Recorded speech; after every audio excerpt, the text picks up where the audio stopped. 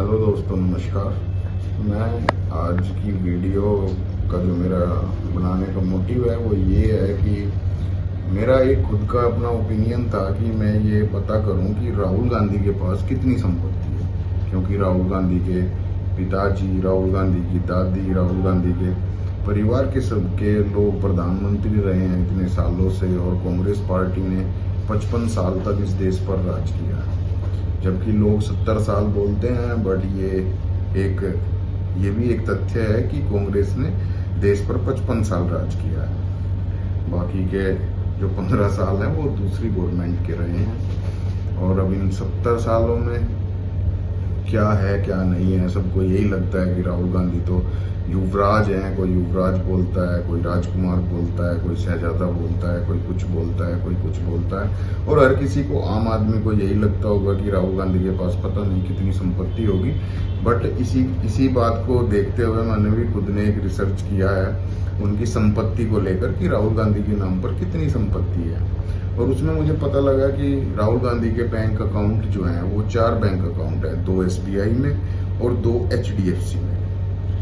जो कि एक बात ये भी होती है कि जब चुनाव का नामांकन किया जाता है तो उसमें भी एक डाटा दिया जाता है, उसके आधार पर भी है ये। मैंने उसको भी रिसर्च किया है और जहाँ तक भी मैं रिसर्च कर सकता था उसी सब से रिसर्च करके मैं आपको ये एक डाटा बता रहा हूँ जो राहुल गांधी का मैंने रिसर्च किया है।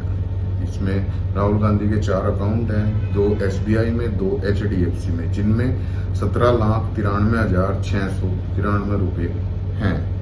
उसके बाद में राहुल गांधी म्यूचुअल फंड में इन्वेस्ट किया हुआ है। राहुल गांधी ने म्यूचुअल फंड में 5,19,44,682 रुपये इन्वेस्ट किए हुए हैं।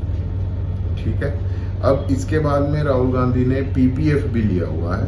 जो PPF है राहुल गांधी का वो है 39,89,037 रुपीज, यानी कि 39,89,037 रुपये। ये राहुल गांधी का जो डाटा मेरे पास आया है वो मैं आपको बता रहा हूँ। अब राहुल गांधी के नाम पर कोई घर, कोई बंगला, कोई कुछ नहीं है। कोई भी घर राहुल गांधी के नाम पे, कोई भी ऐसी कोई संपत्ति नहीं है। राहुल गांधी के नाम पर एक एग्रीकल्चर लैंड है जो दिल्ली के सुल्तानपुरी में, दिल्ली के महरौली के सुल्तानपुरी में है, जो कि एक एग्रीकल्चर लैंड है।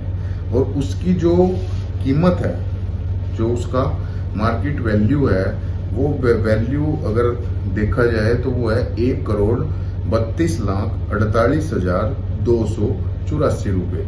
और इस लैंड में प्रियंका गांधी जी उनके साथ में 50% की पार्टनर है। ठीक है दोस्तों।